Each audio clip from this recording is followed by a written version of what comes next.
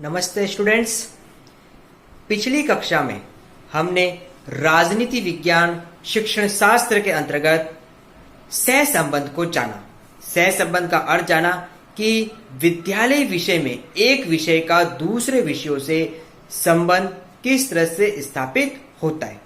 हमने सह संबंध के प्रकारों को जाना और यह जाना कि सह संबंध कितना एक विषय के लिए महत्वपूर्ण है और दूसरे विषय को शामिल कर जो शिक्षण की जो भी सफलता है उसको निश्चित किया जा सकता है।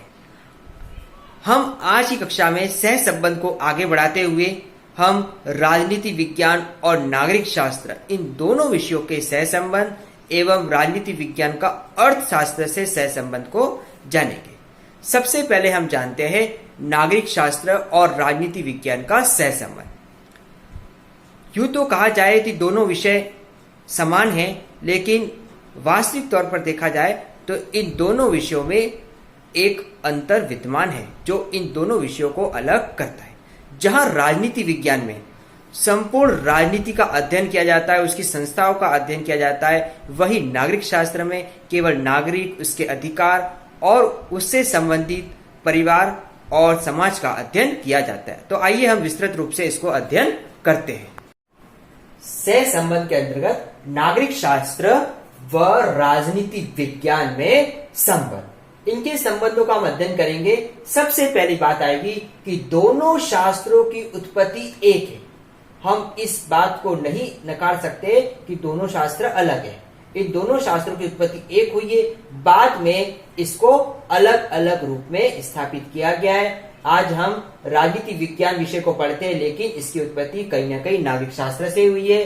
नागरिक शास्त्र से आज राजनीति विज्ञान को अध्ययन किया जाता है। आज से 2 साल जब द्विवर्षीय बीएड पाठ्यक्रम नहीं था तो 1 वर्षीय बीएड पाठ्यक्रम में शिक्षण विषय में नागरिक शास्त्र विषय पढ़ाया जाता था और द्विवर्षीय विषय बीएड पाठ्यक्रम में राजनीति विज्ञान विषय पढ़ाया जाता है। दोनों का अर्थ, दोनों का क्षेत्र समान है, लेकिन दोनों की वास्तविकता को जानेंगे तो दोनों के क्षेत्र में फर्क आएगा और नागरिक शास्त्र की अपेक्षा राजनीति विज्ञान का क्षेत्र विशाल पाया गया है। अब जाइए जानते हैं इसके उत्पत्ति में। दोनों शास्त्रों की उत्पत्ति एक है। नागरिक शास्त्र की उत्पत्ति सिविक्स अंग्रेजी शब्द से हुई है जो कि सिविटास से लिया गया है, और राजनीति शास्त्र की उत्पत्ति पॉलिटिक्स जो कि अंग्रेजी शब्द है और जो कि यूनानी भाषा पॉलिस और पॉलिटिक्स सबसे हुई है, जिसका अर्थ है नगर अथवा नागरिक। तो दोनों परिभाषाओं को देखते हुए, दोनों को अर्थों को देखते हुए, दोनों की उत्पत्तियों को देखते हुए हम ये जानेंगे कि नागरिक शास्त्र सिविटास जो नागरिकता से संबंधित है, नागरिक शास्त्र पॉलिटिक्स जो यूनानी भाषा पॉलिस, पॉलिटिक्स नगर और नागरिक से संबंधित है। तो दोनों में नगर नागरिक आ रहे हैं, तो दोनों की उत्पत्ति समान है। दोनों नागरिकता का अध्ययन कर रहे हैं और नागरिकता से नगर इसमें आ रहा है। दूसरी बात है, दोनों का लक्ष्य एक है। चाहे आप नागरिक शास्त्र की बात करो कि राजनीति विज्ञान की बात करो, दोनों का लक्ष्य एक है। दोनों ही एक आदर्श समाज की स्थापना करते हैं, दोनों एक आदर्श राज्य की स्थापना करते हैं और एक आदर्श शासन प्रणाली का एक लक्ष्य विद्यमान रखते हैं।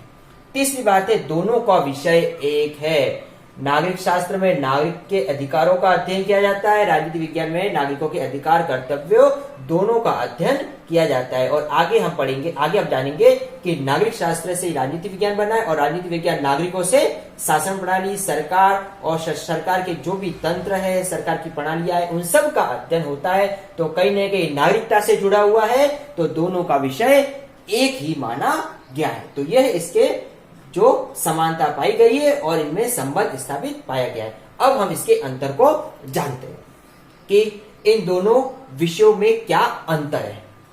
राजनीति विज्ञान और नागरिक शास्त्र में अंतर, जहां राजनीति विज्ञान राज्य और सरकार का अध्ययन करता है, राज्य की शासन प्रणाली, सरकार की शासन प्रणाली, केंद्र सरकार, राज्य सरकार, इन सब का अध्ययन करता है, वही नागरिक शास्त्र केवल नागरिकता का अध्ययन करता है। इसमें भी राज्य सरकार का अध्ययन होता है, लेकिन उससे परे ये नागरिक का अध्ययन ज्यादा करता है। दूसरी बात है, राजनीति विज्ञान वर्णनात्मक है, इसमें वर्णन होता है, लेकिन नागरिक शास्त्र एक कलात्मक विज्ञान है, इसमें कला के रूप से प्रदर्शित होता है।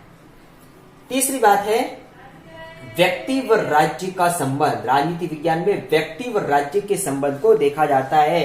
व्यक्ति का राज्य से क्या संबंध है, उसके राज्य के प्रति क्या कर्तव्य है, राज्य का व्यक्ति के प्रति क्या कर्तव्य है, राज्य व्यक्ति को कैसे अधिकार प्रदान करता है, ये सब बातें इसमें जानी जाती है। लेकिन नागरिक शास्त्र में नागरिक के परिवार, समुदाय, इन सब का अध्ययन होता है। एकल परिवार, संयुक्त परिवार, ये कहीं ना कहीं हम नागरिक शास्त्र की जो प्रारंभिक कक्षाएं होती है प्राइमरी लेवल की, उन सब में इसका अध्ययन करते हैं। अब राजनीति विज्ञान का क्षेत्र काफी विशाल है, क्योंकि इसमें राष्ट्र के साथ साथ अंतर्राष्ट्रीय संस्थाएं सबका अध्ययन किया जाता है। लेकिन नागरिक शास्त्र का जो क्षेत्र है वो इसकी अपेक्षा कम है, क्योंकि ये नागरिक और इसके परिवार, समुदाय तक और कहीं ना कहीं सीमित रहता है। तो ये इसके अंतर के बारे में हमने जाना। अब हम सह संबंध के अंदर आगे जानते हैं राजनीति विज्ञान और अर्थशास्त्र में सह संबंध। दोनों विषयों को अलग नहीं कर सकते, दोनों विषय एक दूसरे से जुड़े हुए, क्योंकि अर्थशास्त्र और राजनीति विज्ञान दोनों पर निर्भर है। एक अच्छी राजनीति को बनाने के लिए, या बोल सकते हो एक अच्छी शासन व्यवस्था चलाने के लिए, राज्य की अर्थव्यवस्था अच्छी होनी चाहिए, देश की अर्थव्यवस्था अच्छी होनी चाहिए। तो आइए हम इन दोनों विषयों के सह संबंध को जानते हैं। राजनीति विज्ञान और अर्थशास्त्र में सह संबंध। सबसे पहला, दोनों का समान उद्देश्य। दोनों का उद्देश्य समान है। अर्थव्यवस्था का उद्देश्य है नागरिकों की अर्थव्यवस्था को बेहतर बनाना, नागरिकों की जो आवश्यकता है, रोटी, कपड़ा, मकान, उनको निर्मित करना और एक अच्छे समाज की स्थापना करना। और राजनीति विज्ञान का उद्देश्य ऐसा है कि देश की शासन प्रणाली अच्छी हो, नागरिकों के उद्देश्य को पूर्ण करे, एक अच्छी शासन व्यवस्था में देश की अर्थव्यवस्था अच्छी हो, ताकि नागरिकों को किसी प्रकार की समस्याओं का सामना नहीं करना पड़े। इसलिए हम कह सकते हैं दोनों का उद्देश्य समान है। दूसरी बात है, अर्थव्यवस्था के ज्ञान के बिना आदर्श नागरिकता संभव नहीं है।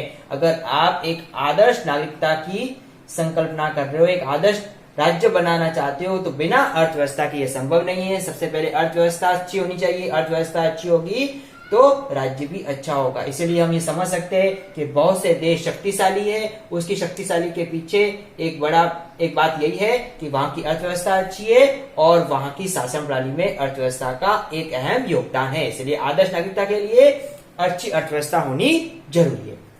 तीसरी बात है, आर्थिक व नैतिक उन्नति के लिए, आर्थिक व नैतिक उन्नति के लिए दोनों का होना आवश्यक है। आर्थिक यानी कि अर्थव्यवस्था राज्य की अच्छी और नैतिक यानी नागरिकों के अधिकार करते हुए, इन सब के लिए इन दोनों का होना जरूरी है। जब ये दोनों होंगे तो देश की आर्थिक स्थिति और देश की नैतिक स्थिति दोनों ही अच्छी बनी रहेगी। अगली बात है, दोनों एक दूसरे पर निर्भर है, दोनों को हम अलग नहीं कर सकते। मैंने पहले ही बताया कि दोनों को एक दूसरे पर निर्भर है। अर्थव्यवस्था राजनीति से जुड़ी हुई है, राजनीति अर्थव्यवस्था से जुड़ी हुई है। एक देश की शासन प्रणाली बिना अर्थव्यवस्था के नहीं चल सकती। अगर देश में अर्थव्यवस्था नीचे गिरी हुई है तो देश की शासन प्रणाली गिर सकती है, वो कमजोर पड़ सकती है। तो दोनों एक दूसरे पर निर्भर है। तो यह है इन दोनों के बीच में सह संबंध कि राजनीति विज्ञान और अर्थशास्त्र में किस तरह से सह संबंध है। अब हम जानते हैं इन दोनों में अंतर। राजनीति विज्ञान और अर्थशास्त्र में संबंध होते हुए भी इनमें अंतर किस तरह से। जैसा कि राजनीति विज्ञान शासन का अध्ययन करता है, यानी कि जो शासन प्रणाली है उसका अध्ययन करता है, केंद्र सरकार, राज्य सरकार, इन सब का अध्ययन। अर्थशास्त्र का अध्ययन तो करता ही है, लेकिन इसका जो मुख्य बिंदु है वो शासन है। लेकिन अर्थव्यवस्था में धन से संबंधित है, धन, कर और जो भी अर्थव्यवस्था से जुड़े हुए पहलू है, खेती वगैरह, इन सब का अध्ययन व्यवसाय, व्यापार, अर्थशास्त्र में आता है। अगली बात है, राजनीति विज्ञान आदर्शात्मक व कलात्मक, एक आदर्श नागरिक और कलात्मक रूप से अपने सामने उजागर होती है। और अर्थशास्त्र वर्णनात्मक है, यह अर्थ की वर्णन से संबंधित है और उसके पहलू से संबंधित है। अगली बात है, राजनीति विज्ञान अर्थव्यवस्था के साथ क्षेत्र विस्तृत है, यानी कि इसका जो क्षेत्र है, अर्थव्यवस्था तो है ही है, अर्थव्यवस्था का तो अध्ययन करते हैं, इसमें हम बजट का अध्ययन करते हैं, ठीक है, लेकिन इसका क्षेत्र विस्तृत है। इसमें हम अर्थव्यवस्था तक सीमित नहीं है, इसके अंदर हम संपूर्ण रूप से जो भी शासन प्रणाली उसके बारे में विस्तृत रूप से राष्ट्रीय और अंतर्राष्ट्रीय स्तर पर अध्ययन करते हैं। लेकिन अर्थशास्त्र का क्षेत्र सिर्फ अर्थशास्त्र तक सीमित है, इसके जो अर्थ से संबंधित है वहां तक ही इसका क्षेत्र सीमित रहता है। तो हमने इसके सह संबंध और अंतर के बारे में जाना। तो आज की कक्षा में हमने राजनीति विज्ञान और नागरिक शास्त्र तथा राजनीति विज्ञान और अर्थशास्त्र, इन दोनों विषयों के जो सह संबंध है और दोनों विषय विद्यालय के अंदर किस तरह से एक दूसरे से जुड़े हुए और व्यवहारिक और वास्तविक जीवन में भी ये दोनों विषय किस तरह से एक दूसरे से जुड़े हुए, इनके बारे में हमने जाना और समझा। Thank you. आपका गृह कार्य है सह संबंध में राजनीति विज्ञान विषय का नागरिक शास्त्र तथा अर्थशास्त्र विषय से सह संबंध बताइए।